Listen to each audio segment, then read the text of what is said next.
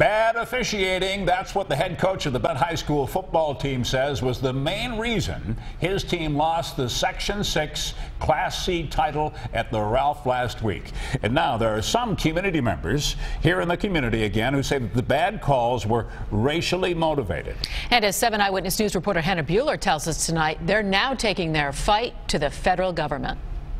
I can honestly say, and I really truly feel this way, it was the worst officiated game I've ever been a part of. That was Bennett High School head coach Steve McDuffie moments after his team lost to Maple Grove in the Section 6 Class C high school championship game earlier this month. 10 days later, a group of parents and community leaders stand on the steps of Bennett High School claiming those bad calls McDuffie referenced were racially charged. You had an all-white officiating team that was casting judgment on a majority black team. It was clear that to me, calls that were called one way weren't called the other way.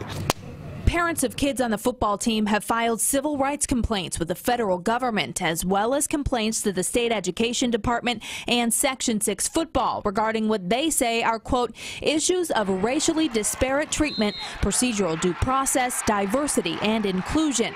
They also claim there are not enough minority referees in Section 6.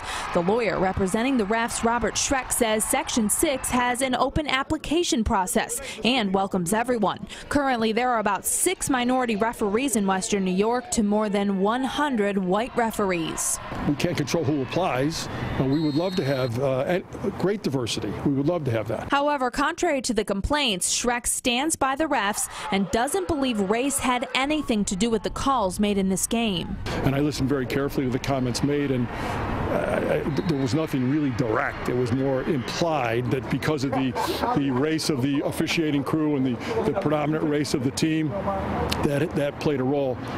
In my opinion, it did not play a role. We're not going to keep sending our children into these environments where clearly we're in the minority and they have things work against them. Either make it fair or our kids don't need to be in that situation. I reached out to Section 6 this afternoon, shortly after 3 o'clock, but I have not heard back. Radford says the Buffalo School District is aware of the complaints, and the superintendent welcomes any investigation into this game.